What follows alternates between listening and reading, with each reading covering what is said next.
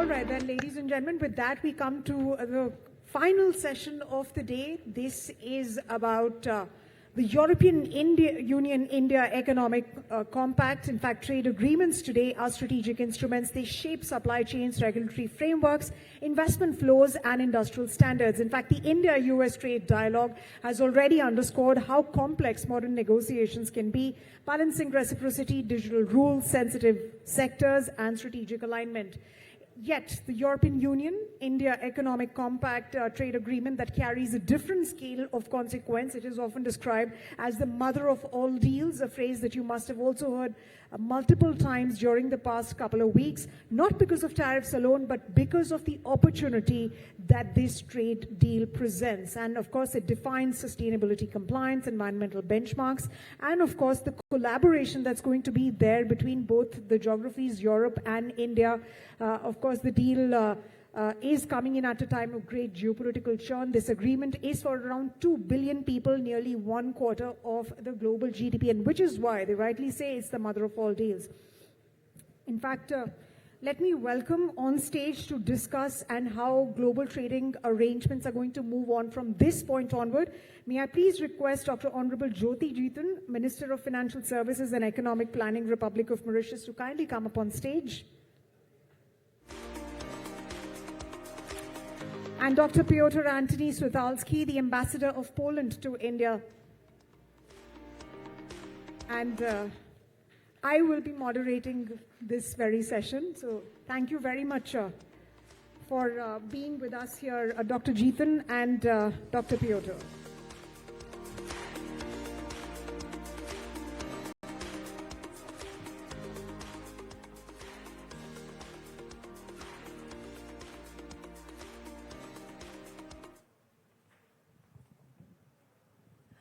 Since this is the final session of the day, we have to make the most of it, and would request for your feedback on, in case that you want to add anything, something that we've not really covered through the course of the day. So let me begin by asking you, ma'am. This is an era of great geopolitical and geoeconomic churn, and of course, countries are not really depending on multilateral institutions, but they're depending on bilateral deals, on one-on-one engagements with countries that are like-minded, that are not competitive. At least that's how India is looking at some of these deals. What do you really make of, the global trading order, and where is it headed, and Mauritius's approach to that? Very interesting question. Good afternoon, good evening, everyone, and thank you for staying for the last session. What do we make of these deals? I mean, of course, I'm not going to repeat what almost every speaker has said about the changing world scenario, the end of the the fading away of the rule-based system, and the bilateral evolution happening in the world. And I think what is important to retain is the changing dynamics of the global south. And I think it is important, perhaps we don't talk enough of Africa, and where I come from, Mauritius, small island. In the old days, we were the star and the key of the Indian Ocean because of the spice route. But we are an interesting country in the sense that we are historically and culturally very linked to India. Almost 70% of our population originally come from India, but we are an African country. We are part of the African Union. We are part of COMESA, we are part of SADC. And why I'm saying this, some of you might know, 2 years ago, I think India welcomed the G20 summit. And one of the amazing things that happened during that session was that the African Union, that India pushed for African Union to have a permanent seat on G20. And that's the global south.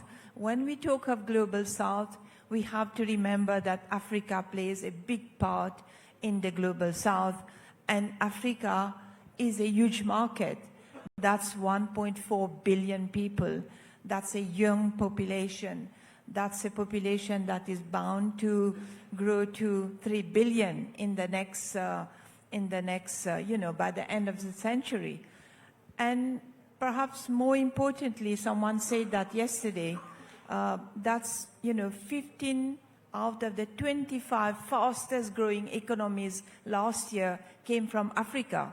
So we need to pay attention to that. Absolutely. So it's a great integration opportunity and possibility that you're talking about, ma'am. Let me come to you, sir.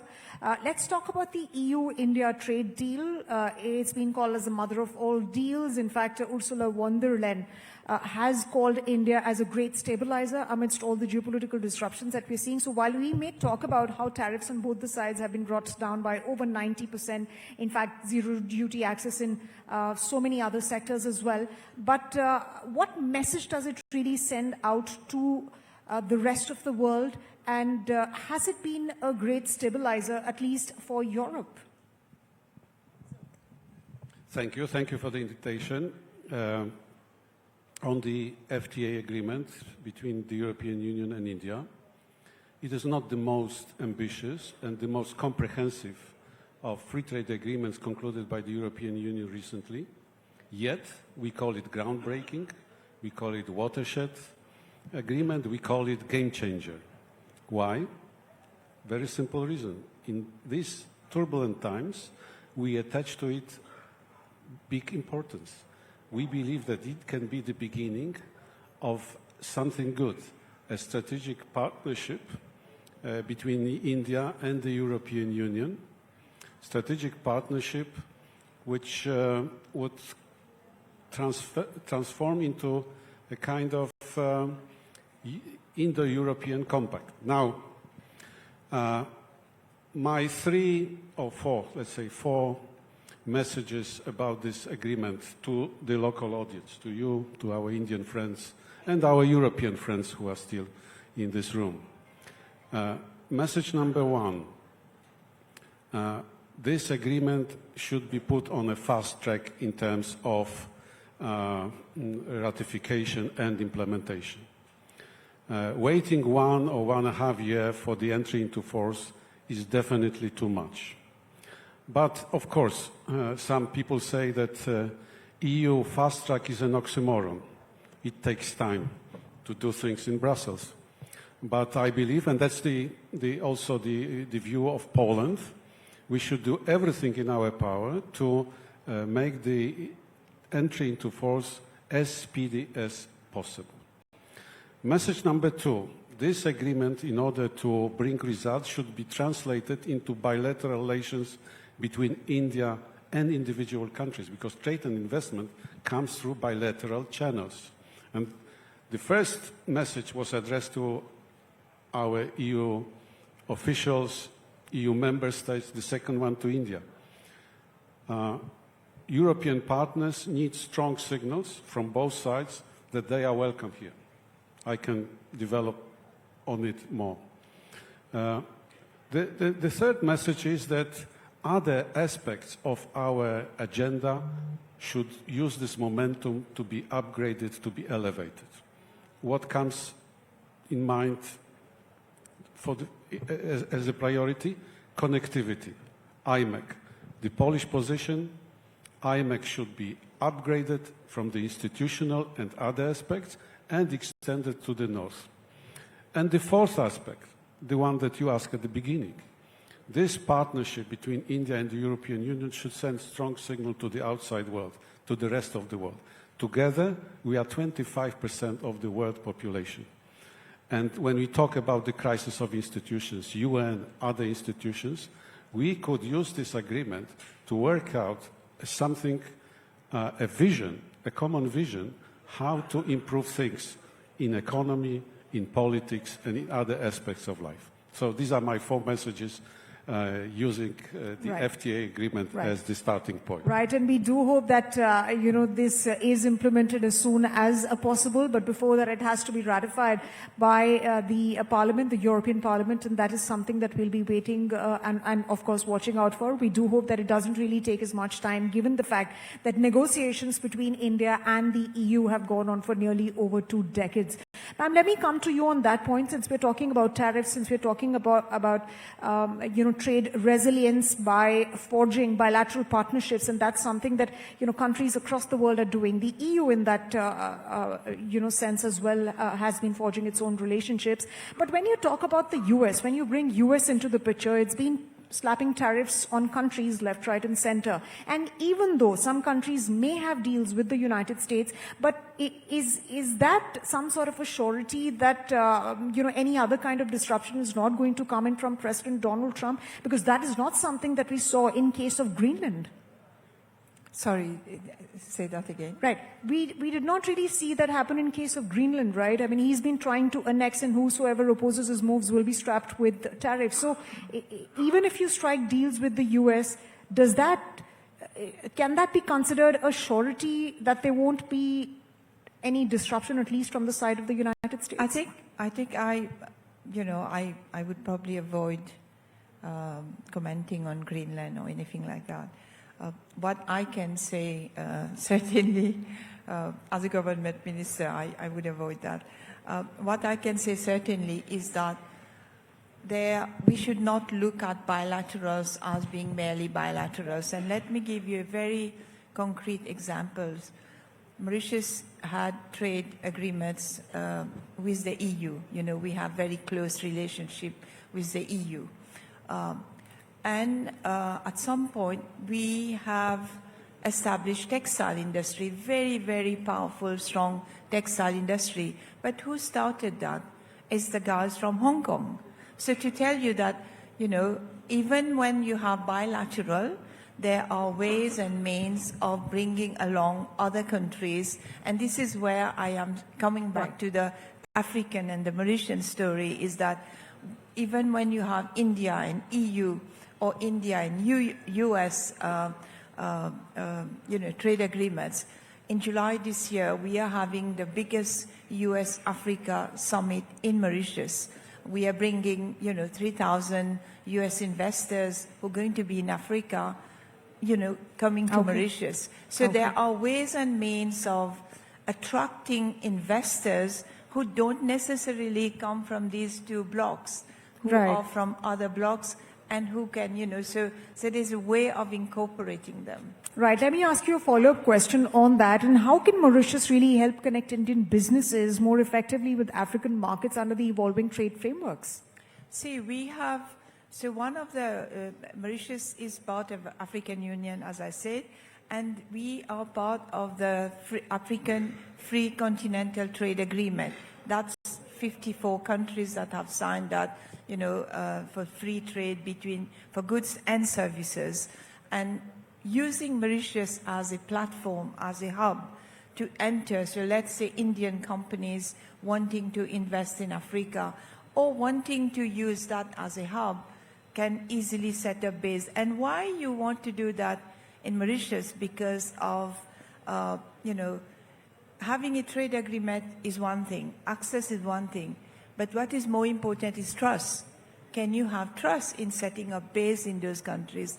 And Mauritius provides that trust in terms of long-term strategic, partnership, in terms of free democratic system, in terms of stability, in terms of political stability, and free, repatriation of capital, etc. And that's why we have, over the last 3 decades, been, for example, one of the largest FDI drivers to India.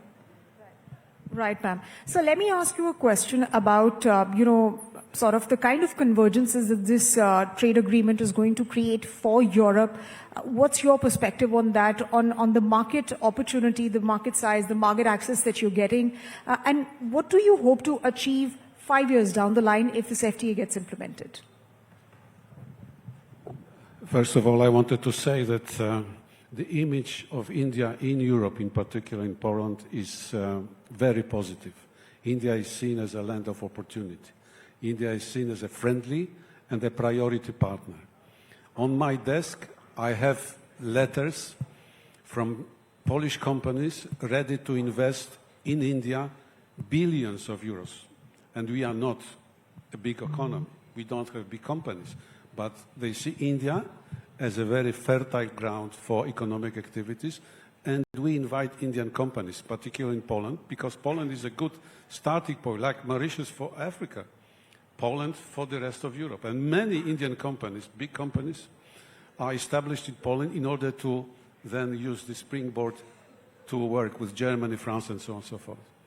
But about the advantages of free trade and such agreements. 20 years ago, Poland, a mid-sized country, entered the European Union. European Union is a territory without borders, with totally free trade, free movement of goods, people, and everything. The first impact was whole branches of our industry went bankrupt. They were not competitive.